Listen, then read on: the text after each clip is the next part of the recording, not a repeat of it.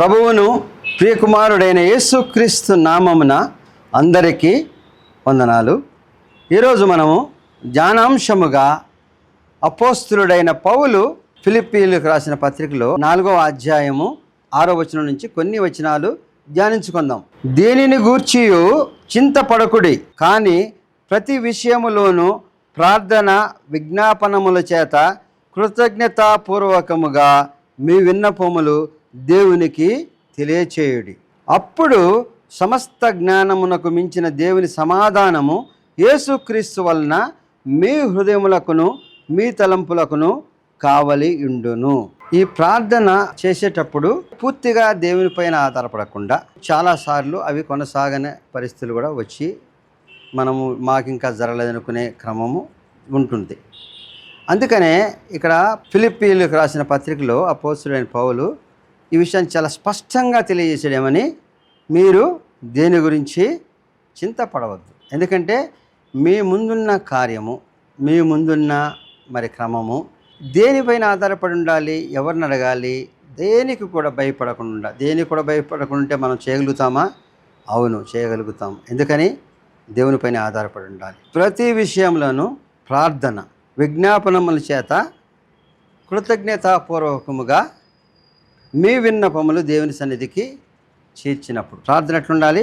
విజ్ఞాపనము, కృతజ్ఞత, విన్నపాలు అని చెప్పబడింది. ఇక్కడ విజ్ఞాపనం అంటే ముందుగా దేవునికి మనం ప్రార్థించేటప్పుడు కృతజ్ఞత చెప్పాలి. అనుభవపూర్వకముగా మనము తెలుసుకొని ప్రార్థన చేయాలి. అంటే నేను పెద్ద నాయకుడిని అయిపోవాలను, నేను అధికారిని అయిపోవాలను, ప్రార్థన చేసేస్తే అయిపోతామని ఆలోచన కాదు. అనుభవపూర్వకంగా అన్నీ మనము అర్థం చేసుకొని మన అర్హతను బట్టి, అయితే మన అర్హతను పొడిగించేవాడు దేవుడు ఉన్నాడు. దేవుని శిష్యులు చూస్తే చేపలు పట్టే జాలరులు, వాళ్ళు అనుకుని ఉంటారా చేపలు పట్టే జాలరులు మనుషులు పట్టే జాలరు దేవుడు చేస్తాంటే ఈయనేం చేస్తాడని అనుకున్నారా? మరి అంత గొప్ప శిష్యులు ఎదుగుతారని మనం ఊహించామా? వాళ్ళకున్న పరిజ్ఞానం ఎంత అని మనం యోచించామా? కాబట్టి మనకి అర్హత అనేది మనకున్న తెలివితేటల జ్ఞానాన్ని బట్టి కాదు. అయితే అనుభవపూర్వకంగా దేవుని సన్నిధిలో అడగాలి. అడిగినప్పుడు ఏ రీతిగా అడగాలి? ముందు దేవుణ్ణి మనము మన యొక్క స్తుతితో మొదలుపెట్టాలి, దేవుని ఆరాధించాలి. తర్వాత దేవుడు మనకు చేసిన మేళ్ళని బట్టి కృతజ్ఞత చెల్లించాలి. మనకి అప్పటి వరకు చేసిన విషయాల్లో, ఆ ముందు కాలంలో జరిగిన విషయం గురించి కృతజ్ఞత చెల్లించాలి. దేవుని కృతజ్ఞత చెల్లిస్తున్నామంటే దేవుని పట్ల మన విశ్వాసాన్ని బలపరుచుకున్నట్లు లెక్క. నీకు మేళ్ళు చేసే దేవుడని విశ్వాసంతో ఉన్నావు.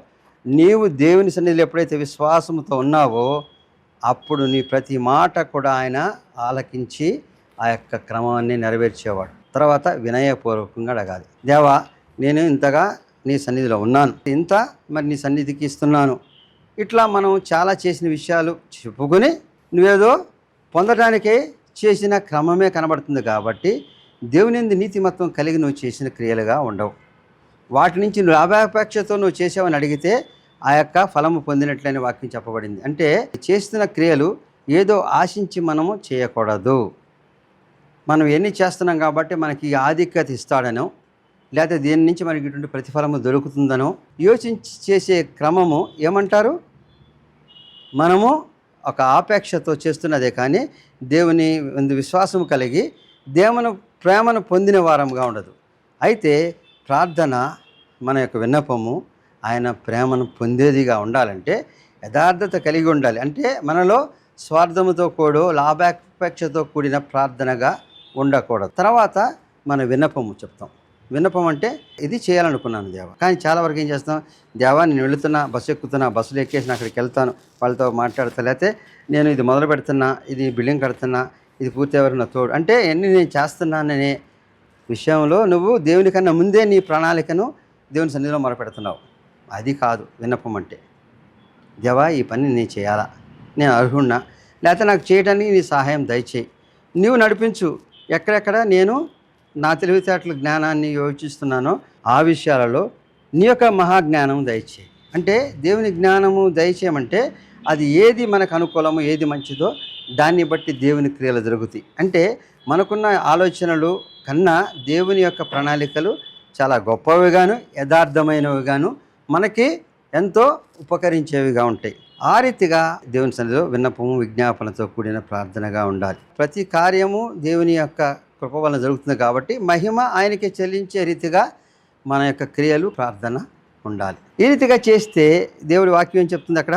ఫిలిప్పీయులకు రాసిన పత్రిక 4వ అధ్యాయం 7వ వచనం మనం చూస్తే, అప్పుడు సమస్త జ్ఞానమునకు మించిన దేవుని సమాధానము యేసుక్రీస్తు వలన మీ హృదయములకును మీ తలంపులకును కావలి యుండును.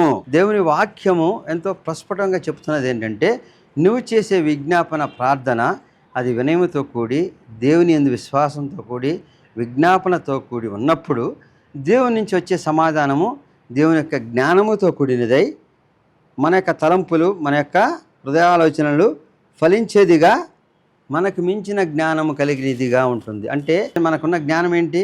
ఇప్పుడు వెళ్తున్నాం, రోడ్డుకి వెళ్తున్నాం, ఆ ముందు ఏదో అడ్డం వచ్చింది, దాన్ని తీస్తే కానీ వెళ్తాం అనుకునే మనం యోచన చేస్తాం, కానీ అంతకు మించి మన యోచన తలంపు ఉండదు.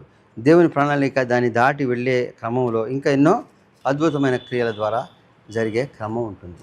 దేవుని సన్నిధిలో చేస్తున్న ప్రార్థనల విషయంలో వాక్యములో గొప్ప ప్రార్థన గురించి కూడా చెప్పబడింది. ప్రార్థన చేసేటప్పుడు దేవుడు కూడా ఆ ప్రార్థనని అంగీకరించి కార్యాన్ని కూడా నిలుపుదల చేసుకున్న గొప్ప సంఘటనలు మనం చూస్తాం.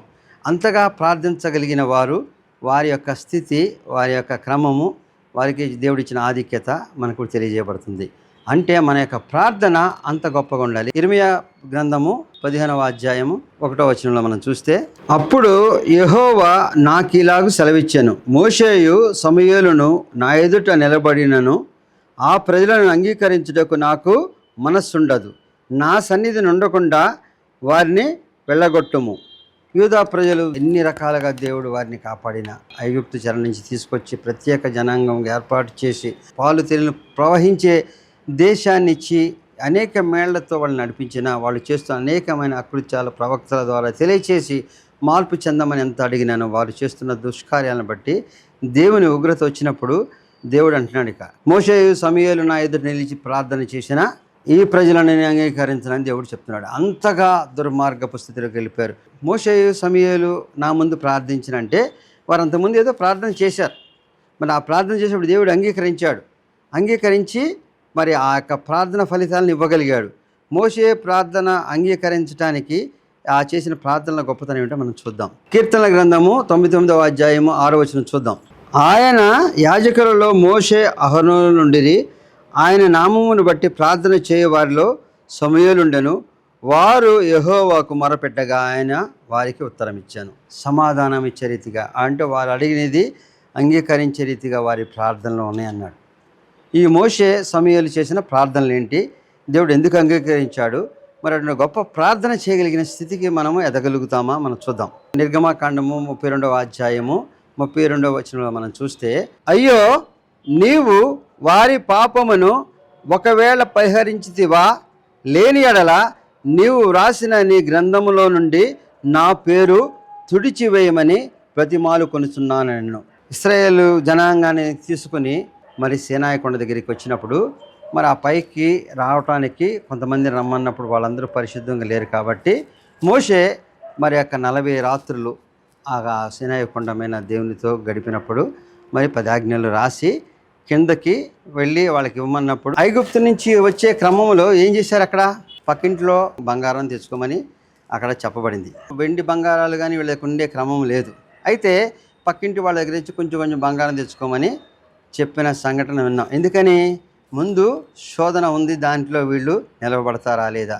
అంటే మనము ప్రార్థన చేయకముందే దేవుని ప్రణాళిక ఉంటుంది. అయితే అది మనము ప్రార్థనలో పెట్టినప్పుడే నెరవేర్చబడుతుంది. ఇక్కడ కూడా వీరు ఆ ముందు కాలంలో ఆ వెండి బంగారాలతో ఏం చేయబోతున్నారు? తీసుకెళ్ళిపోయి ధనవంతులు అవ్వటానికి కాదు. ఎందుకని?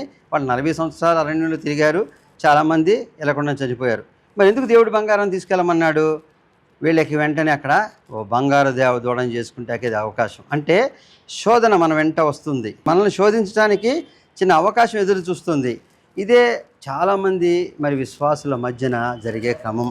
దేవుని ఎంతో ఎదుగుతూ దేవుని సేవలను చేస్తూ పరిచర్యలో గొప్పగా దేవుని కార్యాలు చేస్తున్న వారి జీవితాల్లో అపవాది ఏదో ఒక చిన్న విషయాన్ని వారిని శోధించే రీతిగా ప్రయత్నం చేస్తూనే ఉంటుంది. వారు ఎక్కడ పడిపోతారని ఎదురు చూస్తున్నప్పుడు ఏ చిన్న అవకాశం వచ్చినా దాన్ని అపవాది వాడుకుంటాడు. అయితే ఎక్కడో అల్పమైన విశ్వాసంలో ఎక్కడో వీరు ఆ యొక్క అలసత్వంలో పడిపోయినప్పుడు ఆ శోధనలో పడిపోతారు. ఆ శోధనలో పడిపోకుండా నిలవగలిగిన వారు అయితే ఆ శోధన నుంచి మరి దేవుని ఉగ్రత నుంచి క్షమాపణ పొందే క్రమము దావీదు విషయంలో మనం చూస్తాం. అంటే దావీదు కూడా శోధనలో పడిపోయాడు, కానీ నీతిమత్వంతో దేవుని సన్నిధిలో ఉన్నప్పుడు దేవునికి విరుద్ధమైన కార్యం గురించి దేవుడు వదిలిపెట్టలే. దావీదుకి తెలియపరిచి దీనికి ప్రాయశ్చిత్తం చేసుకోమన్నప్పుడు దేవుని సన్నిధిలో దేవుని సమీపంగా ఉండి ప్రాయశ్చిత్తం చేసుకుంటానికి ఇష్టపడిన కార్యము బట్టి దేవునిపైన దావీదుకున్న అపేక్ష, విశ్వాసము దేవుని హృదయానుసారుడనే మాటకు అర్థంగా నిలిచిపోయాడు. అంటే దావీదు చేసిన చిన్న పాపానికి 3 రోజులు పరీక్షా సమయంలో ఆ 3 రోజులు ఒక దేవదూత 70,000 మందిని సంహరించే క్రమము చూసినప్పుడు దావీదు ఎంత క్షోభపడిపోతాడు. నా గురించి వీళ్ళంతా చనిపోవటం ఏంటి, నేను చేయవలసిన ప్రాయశ్చిత్తము కరువు రావచ్చు, ఇంకోటి రావచ్చు. దేవునికి దగ్గర ఉంటాడు కాబట్టి దేవుడు నా మాట నక్కున్న విశ్వాసం కలిగిన దావీదు అనేక మంది చనిపోయినప్పుడు దేవుని సన్నిధిలో ప్రార్థన చేస్తాడు. దేవా, ఈ తప్పు చేసింది నేను కాబట్టి శిక్షార్హుడు నేను, ప్రాయశ్చిత్తము చేయవలసిన నేను కాబట్టి నా గురించి అనేక మంది హింసించబట్టాకి నాకు ఇష్టం లేదు కాబట్టి నన్ను తీసుకో, ఆ సంహారం నన్ను చేయమని ఎప్పుడైతే ప్రార్థన చేశాడో అప్పుడే ఆ శోధన కూడా ఆగిపోవడం జరిగింది. దేవుడు దావీదు యొక్క ప్రార్థనను అంగీకరించాడు. ఎందుకని అది నేను చేసిన తప్పు కాబట్టి ఆ శిక్ష నాకు వేయి, నేను మరణానికి కూడా సిద్ధమని ఎప్పుడైతే దావీదు ఒప్పుకున్నాడో అటువంటి మనస్సు కలిగిన దావీదుకి దేవుడు క్షమించాడు. మన యొక్క ప్రార్థన ఎట్లా ఉండాలి? యథార్థమైనది ఉండాలి, అనుభవపూర్వకమైనది ఉండాలి. ఇవన్నీ చేసిన వాళ్ళు తప్పులకి పరిష్కారం చేయాలి, కానీ వీరు కాదు. అప్పుడు దేవుని ఉగ్రత కూడా ఆగిపోయిన క్రమం మనం చూసాం. ఇక్కడ కూడా మోషే ఏం చేస్తున్నాడు? వీళ్ళందరినీ కిందకి వచ్చేసరికి ఐగుప్తు నుంచి తెచ్చుకున్న బంగారాన్ని పెట్టి మంచిగా ఒక దూడం చేసుకుని చక్కగా ఎగిరి గంతులు వేస్తూ ఆనందం, ఇదే మమ్మల్ని ఐగుప్తు తీసుకొచ్చింది, ఈ దూడలే మమ్మల్ని నడిపించినాయి, ఈ దూడలే మాకు దేవుళ్ళు అనుకుని తాగి తందనాడుతూ గంతులేస్తున్న క్రమం చూసినప్పుడు మరియు మోషే కూడా 10 ఆజ్ఞలు 2 పలకలు కూడా పగలగొట్టిన క్రమము, అంత ఆవేశం వచ్చిన తర్వాత ఆ ఉగ్రతను బట్టి ఏమైపోవాలి? వాళ్ళు అనేక మంది సంహరించబడాలి, అనేక మంది తీసివేయబడాలి. అయితే మరి ఐగుప్తులో దేవుడిచ్చిన వాగ్దానం ఏంటి? మిమ్మల్ని మరి స్వకీయ జనాంగం చేస్తాను, వాగ్దాన దేశాన్ని ఇస్తాను, వారి జీవితాలు మంచిగా ఉండదనుకుని ఎంచుకుని తీసుకొచ్చిన వీళ్ళు దేవుని ఉగ్రతకు గురైపోతే దేవుని వాగ్దానం ఏమైనట్లు? కాబట్టి దేవుని అడుగుతున్నాడు, దేవా వారి పాపాలను క్షమించు, ఎందుకంటే నువ్వు తీసుకొచ్చినప్పుడు వాగ్దానం చేశావు, మరి వాగ్దానం చేసిన దేవుడు అక్కడికి వెళ్ళకముందు సంహరిస్తే అన్యాయం చేసినట్లేనా? అది నీకు రావద్దు. వీళ్ళు చేసిన తప్పే, వీళ్ళు చేసిన తప్పు బట్టి దండించవలసిందే కాబట్టి, కానీ అందరూ కూడా మరి శిక్షార్హులు కారు. వీరిని క్షమించకపోతే నీ గ్రంథంలో నుంచి నా పేరు తీసే. అంటే ఎవరైనా ఏం కోరుకుంటారు? దేవుని గ్రంథంలో పేరు ఉండాలి. ఎందుకని దేవుని గ్రంథంలో పేరున్న వాళ్ళే మరి నీతి రాజ్యానికి వెళ్తారని మనం వాక్యంలో తెలుసుకున్నాం. మరి దేవుని గ్రంథం నుంచి తీసేస్తే నేను ఎక్కడికి వెళ్ళాలి? నరకానికి వెళ్ళిపోవాలి. అంటే ఇక్కడ ఈ లోకంలో కాదు, నరకానికి కూడా నేను వెళ్తాను, కానీ వీళ్ళని రక్షించమని చేసే గొప్ప ప్రార్థన. అంటే దావీదు నా గురించి వీళ్ళందరూ సంహరింపబడద్దు కాబట్టి నన్ను అన్నా తీసుకోమని ప్రార్థన చేశాడు, సిద్ధపడ్డాడు. ఇక్కడ మోషే ఏం చెప్తున్నాడు? వీళ్ళు నమ్మి విశ్వసించి వచ్చారు, నువ్వు రక్షకుడు అని నువ్వు వీరికి స్వాస్థ్యం ఇస్తానన్నావు నీ జనాంగముగా. ఇంతగా వచ్చిన వీళ్ళు రక్షించలేని దేవుడు తీసుకెళ్ళిపోయాడు అంటారు.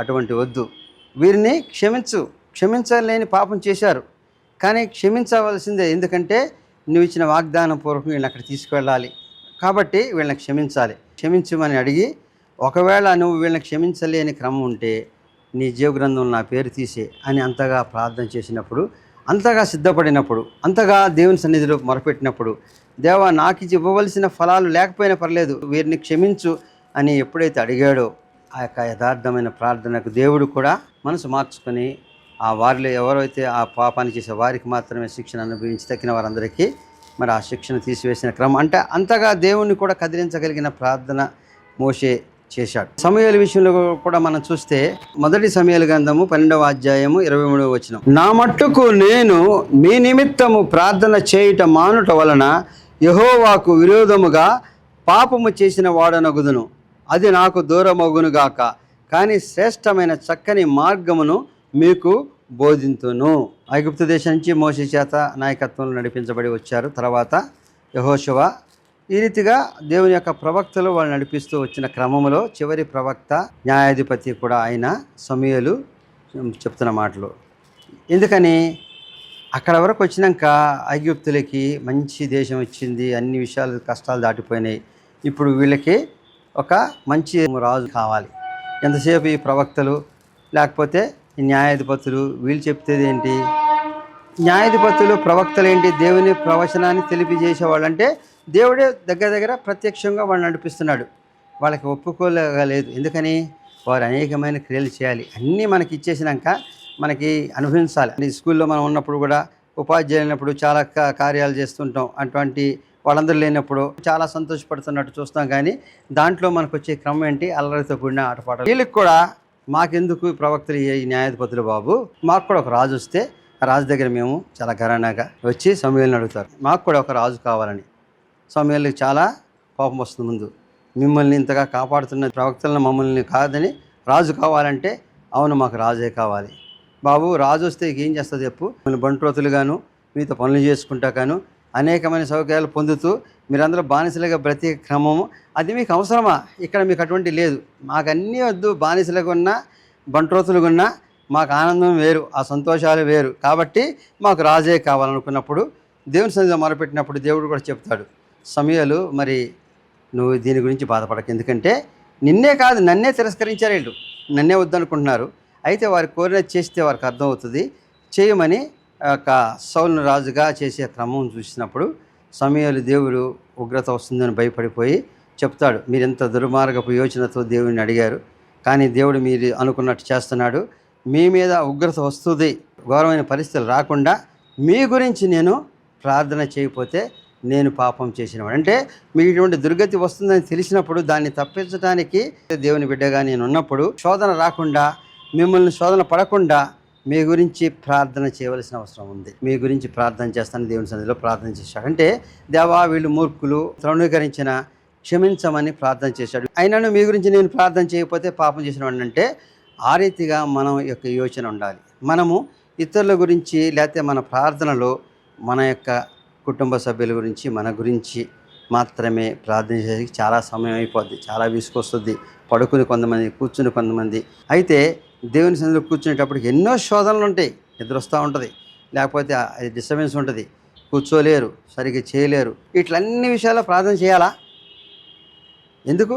ఒకసారి పొద్దున్నే ప్రార్థన చేసేసాం, రాత్రి క్లోజింగ్ ప్రేయర్ చేసేస్తాం, సరిపోదా? నువ్వు చేసే ప్రతి కార్యము నీకు మంచిగా జరగాలంటే నువ్వు దేవుని సన్నిధిలో ప్రార్థించవలసింది. నువ్వు ప్రయాణం చేస్తున్నావు, దేవా ఈ చేస్తున్న ప్రయాణంలో ఎటువంటి శోధన లేకుండా, ప్రమాదం లేకుండా కాపాడమని అడగకుండా, నిన్ను కాపాడిన దేవుడికి కృతజ్ఞత చెల్లించకుండా, నిన్ను కాపాడమని విన్నపమును దేవునికి ప్రార్థన చేయకుండా నువ్వు సురక్షితంగా వస్తావనా? మరి అటువంటి ఎంతోమంది చూస్తున్నాం.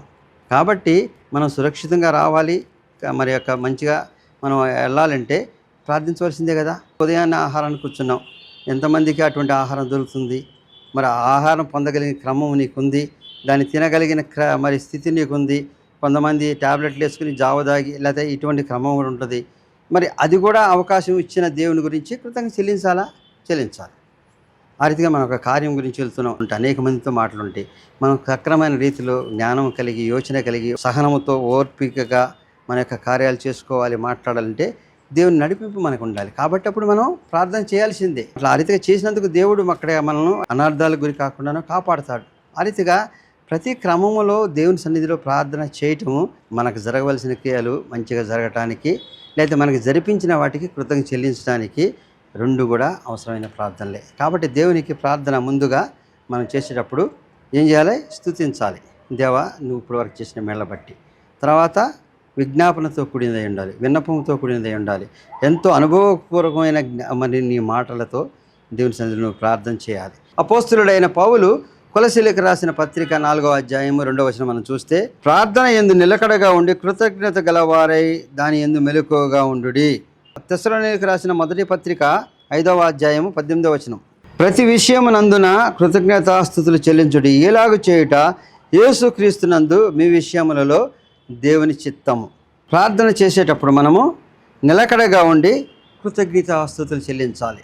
అంటే మనం చేస్తున్న ప్రార్థన సంశయంగా ఉండకూడదు, నిలకడగా ఉండాలి. దేవా ఈ కార్యం చేయబోతున్నాను, నడిపించు, దీంట్లో యథార్థమైన దాన్ని బట్టి నాకు చేయి, నన్ను నడిపించు, ముందుకు తీసుకువెళ్ళు, లేకపోతే ఈ పనిలో ఉన్నాను, లేకపోతే ఈ క్రమంలో మేము ఉన్నాము, దీని గురించి మేము యోచన చేస్తున్నాము, దీనికి మాకు ఏది అర్హమో అది చేయమని నిలకడగా ఉండి చేయాలా. అంటే అడిగేసాం అయిపోయిందని చూస్తానే కాదు, నిలకడగా దేవుని, దేవా ఈ విషయంలో మాకు సమాధానం కావాలి, మాకు నీ యొక్క కృపను దయచేయమని కృతజ్ఞత కలిగి, అంటే నువ్వు ఆ కార్యం చేస్తున్నందుకు దేవునికి కృతజ్ఞత చేయలేము. ఎందుకని ఎప్పుడైతే నీ దేవుని సన్నిధిలో ప్రార్థన చేసావో అప్పుడే నీ ప్రార్థన అంగీకరించబడింది, నీకు ఫలితము కూడా పొందింది అనే విశ్వాసముతో నువ్వు కృతజ్ఞత చెల్లించమని కూడా వాక్యం చెప్తుంది. కాబట్టి దేవుని సన్నిధిలో చేస్తున్న ప్రార్థన, విన్నపము, మరి మన యొక్క ఆలోచన, మన యొక్క జ్ఞానము దేవుని యొక్క జ్ఞానముతో మరింత పరిపక్వమై ఫలించే రీతిగా ఉండాలంటే మన యొక్క ప్రార్థన మరి కృతజ్ఞత కలిగి నిలకడగా ఉండాలి. అంతేకాకుండా ప్రతి విషయంలో కృతజ్ఞతాస్తుతులు చెల్లించుడి, అంటే దేవునికి ప్రార్థన చేసే ముందు మనకి చేస్తున్న మరి అనేక మేళను బట్టి కృతజ్ఞత చెల్లించి ఆయన సన్నిధిలో మనం మొదలుపెట్టినప్పుడు విన్నపముతో కూడి విజ్ఞాపనతో కూడినదై, మరి అది యొక్క అనుభవపూర్వకమైన ఆలోచనతో కూడినదై, దేవునికి విరుద్ధముగా కానిదై, అంటే దేవుని నీతిమత్తాన్ని విరుద్ధము కానిదై ఉన్నప్పుడు మనం యొక్క ప్రార్థన నిలకడగా ఉండి చేసినప్పుడు మన ఫలితాలు పొందుతాం. మన జీవితంలో ఎన్నో మేళ్లను పొందిన మన అనేక ప్రార్థనలు దేవుడు వింటలేదు అనుకుంటాం, కానీ ప్రతి ప్రార్థన దేవుడు అంగీకరించేవాడే. అయితే ఆ యొక్క ప్రార్థన నువ్వు దేవుని సన్నిధిలో చేసినప్పుడు ముందుగా మనం వాక్యం ఏం చూసుకున్నాము, సమస్త జ్ఞానానికి మించిన దేవుని సమాధానము యేసుక్రీస్తు వలన మీ హృదయములలో మీ తలంపులలో లభిస్తుంది. కాబట్టి మించిన జ్ఞానము దేవుని జ్ఞానంతో కలిగినదై మన యొక్క హృదయాలోచనలు ఫలించే రీతిగా ఉంటుంది. కాబట్టి మన యొక్క ప్రార్థన, విన్నపము, మన యొక్క క్రియ, మన యొక్క కార్యము దేవుని సన్నిధిలో మొరపెట్టినప్పుడు దేవుడు మనకు చేసిన మేళ్లను ముందుగా స్తుతించి కృతజ్ఞత చెల్లించి మనము విజ్ఞాపనతో, విన్నపముతో మరి దేవుని నిలకడగా ఉండి మనం ప్రార్థన చేసి ఆ యొక్క ప్రార్థన ఫలితం పొందిన వారంగా కృతజ్ఞత చెల్లించి దేవుని సన్నిధిలో ఎప్పుడైతే మనం చేస్తున్నామో మన క్రియలు దేవునిందు మరింత జ్ఞానవంతమైనవై అవి మన హృదయాలోచన ఫలించే రీతిగా ఉంటుందని దీని వాక్యం చెప్తుంది. కాబట్టి మన యొక్క ప్రార్థనలు దేవుని సన్నిధికి చేరే రీతిగా ఉండి ఆ యొక్క ఫలితాలు పొందే బిడ్డలుగా మనం జీవించాలని దేవుని పేరట మీ అందరిని కోరుతున్నాను. చిన్న ప్రార్థన. సర్వశక్తి మిక్కిలి కనికరం గల తండ్రి, మహోన్నతుడైన యేసయ్య రక్షక వందనాలు తండ్రి. చిన్న ప్రార్థన ఆలకించుం తండ్రి. మా యొక్క ప్రార్థనలను సన్నిధికి చేరి ఫలితాలు పొందే గొప్ప దిశగా మమ్మల్ని నడిపించము. నీ సన్నిధిలో నిలుచున్న మేము మా మనసులను చేసిన కృతజ్ఞత చెల్లించుకొని మా యొక్క విన్నపాలని సన్నిధికి చేరినప్పుడు అవి నీ యందు జ్ఞానంతో కూడినవై మా జీవితాన్ని వెలింపజేసేవిగా, నడిపింపజేసేవిగా, నిన్ను మహిమపరిచేవిగా, నీ కృపలో మేము పొందేవిగా ఉండేలాగా నడిపించమని క్రీస్తు వారి పేట వేడుకుంటున్నాం తండ్రి. ఆమెన్.